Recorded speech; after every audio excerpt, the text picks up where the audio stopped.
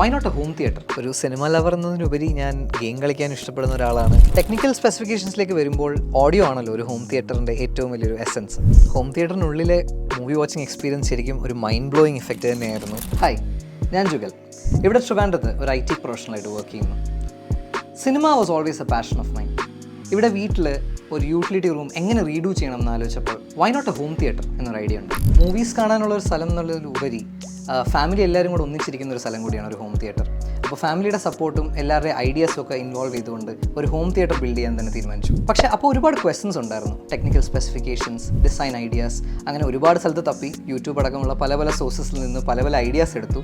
അങ്ങനെ ബെസ്റ്റ് ഒരു വെണ്ടർ ആരാണ് എന്നുള്ളൊരു ചോദ്യമായി പിന്നെ ബാക്കി. ഒട്ടനവധി ആൾക്കാരെ വിളിച്ചിരുന്നു, കൊട്ടേഷൻസ് എടുത്തിരുന്നു. പക്ഷേ ഞങ്ങളുടെ ഐഡിയാസുമായിട്ട് എപ്പോഴും റെസനേറ്റ് ചെയ്യുന്ന ഒരാൾക്കാർ ക്ലൈമാക്സ് സിനിമാസ് എന്ന് പറഞ്ഞ അനന്തുവിനെ വിളിച്ചപ്പോഴായിരുന്നു ഉണ്ടായിരുന്നത്. ആദ്യമേ തൊട്ടേ ഞങ്ങളുടെ ടെക്നിക്കൽ സ്പെസിഫിക്കേഷൻസ് ആണെങ്കിലും അവരുടെ സജഷൻസ് ആണെങ്കിലും എല്ലാം വളരെയധികം സിങ്കിൽ പോകുന്നതായിട്ട് തോന്നി.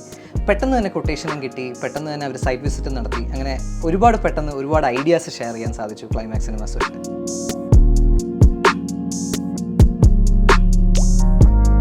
ഫൈനലി ഈ കാണുന്ന റൂമാണ് ക്ലൈമാക്സ് സിനിമാസ് ഞങ്ങളുടെ ഹോം തിയേറ്ററിന് വേണ്ടി ഡിസൈൻ ചെയ്തത്. ഡിസൈൻ ആസ്പെക്ട്സ് നോക്കുമ്പോൾ ഞാൻ വളരെ സിമ്പിളായിട്ടുള്ളൊരു ഐഡിയക്കായിരുന്നു ഇൻട്രസ്റ്റ് ഉണ്ടായിരുന്നത്. കുറച്ച് ഡാർക്ക് കളേഴ്സൊക്കെ ഉള്ള വളരെ മിനിമലിസ്റ്റിക് ആയിട്ടുള്ളൊരു ഐഡിയ ആയിരുന്നു എനിക്ക് ഉണ്ടായിരുന്നത്.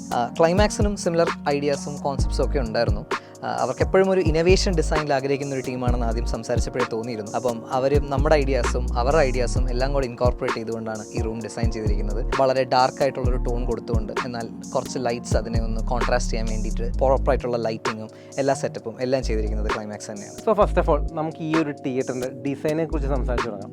നമുക്ക് കാണാൻ സാധിക്കും ബോത്ത് സൈഡ്സിലും, അതായത് രണ്ട് സൈഡിലും നമ്മൾ കൊടുത്തിരിക്കുന്ന ഹോറിസോണ്ടൽ ലൈൻസ് ആണ് കൊടുത്തിട്ടുള്ളത്. ഡിസൈനെ കോംപ്ലിമെൻറ്റ് ചെയ്യുന്ന രീതിയിൽ തന്നെയാണ് നമ്മൾ പില്ലർ സ്ട്രക്ചർ കൊടുത്തിട്ടുള്ളത്. ആ പില്ലർ സ്ട്രക്ചറിൽ മൈക്ക ലാമിനേഷൻ കൊടുത്തിട്ടാണ് ഈ ഒരു വുഡൻ ഫിനിഷിലേക്ക് നമ്മൾ എത്തിയിട്ടുള്ളത്. സീലിംഗിലായിക്കോട്ടെ അതുപോലെ വാൾസിലായിക്കോട്ടെ ഗ്രിപ്പർ സിസ്റ്റം ഉപയോഗിച്ചിട്ടാണ് നമ്മളിവിടെ സീലിംഗും വാൾസും ചെയ്തിട്ടുള്ളത്. ഈ കാണുന്ന ഹോറിസോണ്ടൽ ലൈൻസും അതേപോലെ തന്നെ അത് കോംപ്ലിമെൻറ്റ് ചെയ്തിരിക്കുന്ന പില്ലേഴ്സും ഇത് രണ്ടുമാണ് ഈ ഒരു തിയേറ്റർ ഡിസൈൻ്റെ ഹൈലൈറ്റ് എന്ന് പറയുന്നത്. ഡിസൈൻ്റെ ഭാഗമായിട്ട് തന്നെയാണ് നമ്മൾ ഈ പറഞ്ഞ പോലെ തന്നെ സൈഡ് വാൾസിലായിക്കോട്ടെ അതേപോലെ സീലിംഗിലായിക്കോട്ടെ നമ്മൾ വാം പ്രൊഫൈൽ ലൈറ്റ്സ് ആഡ് ചെയ്തിട്ടുണ്ട്. അതുപോലെ തന്നെ ടോട്ടൽ തിയേറ്ററിന്റെ ആംബിയൻസ് വർദ്ധിപ്പിക്കുന്ന ഒരു ഐറ്റമാണ് ഗാലക്സി ലൈറ്റ്സ് എന്ന് പറയുന്നത്. ത്രൂ ഔട്ട് സീലിംഗിന്റെ വാളിൽ നമ്മൾ ഗാലക്സി ലൈറ്റ്സ് ഫിൽ ചെയ്യുന്നതിന് പകരം ഒരു പർട്ടിക്കുലർ ഏരിയയിൽ കോൺസെൻട്രേറ്റ് ചെയ്തിട്ടാണ് ഈ ഒരു ഗാലക്സി ലൈറ്റ്സ് നമ്മൾ കൊടുത്തിട്ടുള്ളത്. സീലിംഗിലും ഡിസൈൻ്റെ ഭാഗമായിട്ട് തന്നെയാണ് നമ്മളൊരു ഗ്രേ പ്ലസ് ഒരു ബ്ലാക്ക് കോമ്പിനേഷൻ കൊടുത്തിട്ടുള്ളത്.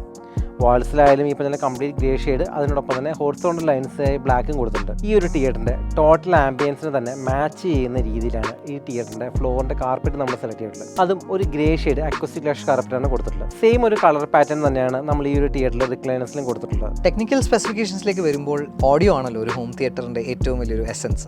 അപ്പം എൻ്റെ ഒരു സൗണ്ട് സിഗ്നേച്ചറുമായിട്ട് മാച്ച് ചെയ്യുന്ന ഒരുപാട് കൊട്ടേഷൻസ് എനിക്ക് അനന്തു അയച്ചു തന്നിരുന്നു സ്യൂട്ടബിൾ ഓപ്ഷൻസ് ആയിട്ട്.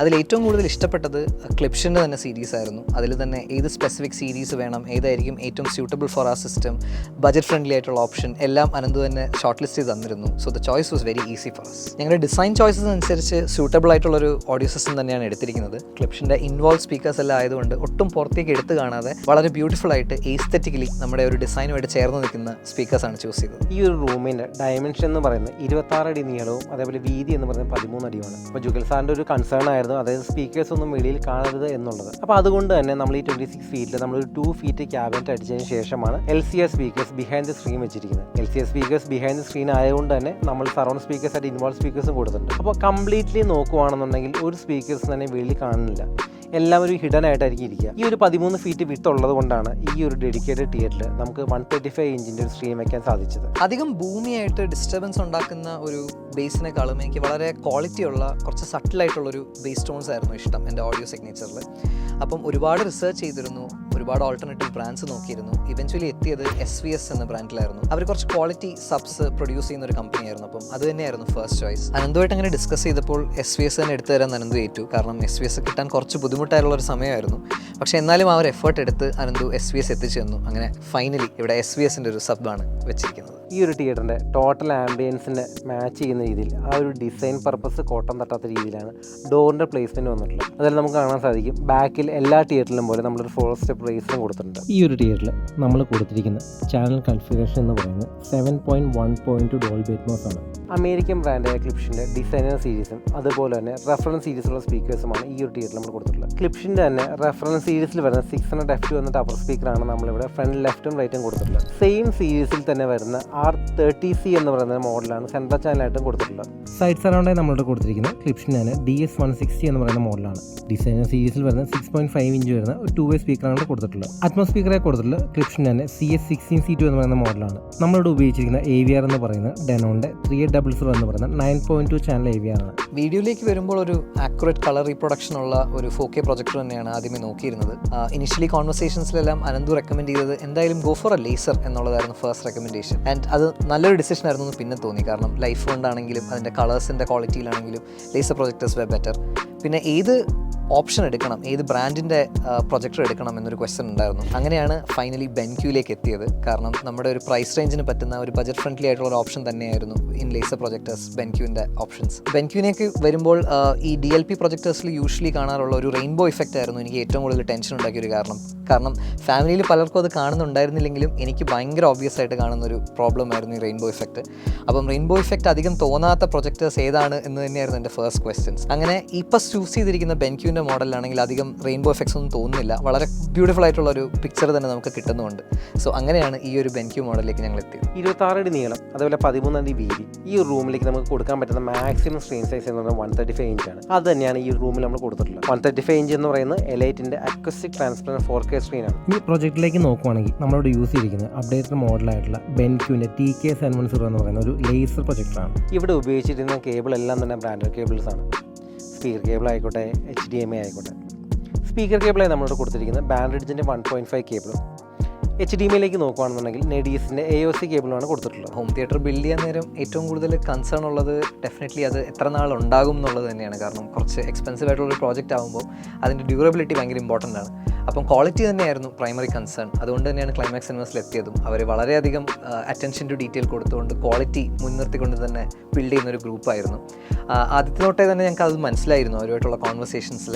കൺസ്ട്രക്ഷൻ്റെ ടൈമിലാണെങ്കിലും ക്ലൈമാക്സ് സിനിമാസിൻ്റെ ജിബിനും സഞ്ജയും ഫുൾ ടൈം ഞങ്ങളോടൊപ്പം തന്നെ ഉണ്ടായിരുന്നു. എന്തെങ്കിലും ചെറിയ ചെറിയ ഇഷ്യൂസ് വന്നാൽ പോലും അത് കറക്റ്റ് ചെയ്യാനും ഉടനെ തന്നെ റെസൊല്യൂഷൻ കൊണ്ടുവരാനും അവരെ കൊണ്ട് സാധിച്ചിരുന്നു. ഫൈനലി എല്ലാം ബിൽഡ് ചെയ്ത് കഴിഞ്ഞപ്പോഴാണ് ജസീൽ എന്ന് പറയുന്നൊരു സൂപ്പർ സ്റ്റാർ വരുന്നത്. ജസീലായിരുന്നു ഇവിടുത്തെ കാലിബ്രേഷൻസ് എല്ലാം നോക്കിയിരുന്നത്. ഓഡിയോയുടെ ആണെങ്കിലും വീഡിയോയുടെ ആണെങ്കിലും ഒരു പെർഫെക്റ്റ് ഇയർ ഉള്ള ഒരാളാണ് ഈ ജസീൽ. അപ്പം ജസീൽ വന്നായിരുന്നു കാലിബ്രേഷൻസ് നോക്കിയിരുന്നത്. അങ്ങനെ ടോട്ടലി ക്ലൈമാക്സ് സിനിമാസിൻ്റെ ടീമിൽ നിന്ന് കംപ്ലീറ്റ്ലി സാറ്റിസ്ഫാക്ടറി ആയിട്ടുള്ളൊരു ഔട്ട്പുട്ടായിരുന്നു ലഭിച്ചിരുന്നത്. ഒരു സിനിമ ലവർ എന്നതിനുപരി ഞാൻ ഗെയിം കളിക്കാൻ ഇഷ്ടപ്പെടുന്ന ഒരാളാണ്. ഇടയ്ക്കിടയ്ക്ക് വേറെ സ്പോർട്സ് കാണാനാണെങ്കിലും പാട്ട് കേൾക്കാനാണെങ്കിലും ഒക്കെ യൂസ് ചെയ്യുന്നൊരു റൂമായിട്ട് ഇത് മാറിയിട്ടുണ്ട്. അപ്പം ഇവിടുത്തെ ഓഡിയോ അത്ര ഇമ്പോർട്ടൻ്റ് ആയിരുന്നു. ഡിഫറെൻറ്റ് ടൈപ്സ് ഓഫ് ഓഡിയോ നല്ല രീതിയിൽ കേൾക്കാൻ പറ്റുന്നൊരു സിസ്റ്റം തന്നെ വേണമായിരുന്നു.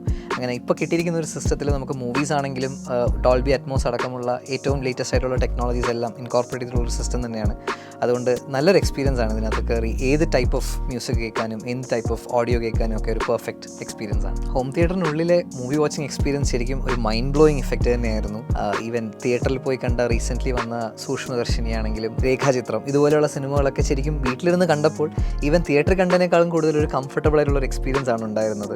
ഈവൻ ഹോളിവുഡ് കോണ്ടന്റ് ആണെങ്കിലും കാണാൻ വളരെ രസമാണ്. ഈ റീസെൻ്റ്ലി ഞാൻ സബ്സ്റ്റൻസ് കണ്ടപ്പോൾ ഓർത്ത് വളരെ ഇഫക്റ്റീവ് ആയിട്ടുള്ള വിഷ്വൽസും ബ്യൂട്ടിഫുൾ ആയിട്ടുള്ള ഓഡിയോയും ഈ ഒരു ഹോം തിയേറ്ററിൽ നിന്ന് ഔട്ട്പുട്ട് ആയിട്ട് കിട്ടുന്നുണ്ടായിരുന്നു. So really satisfied with the output and all thanks to Climax Cinemas for what they did.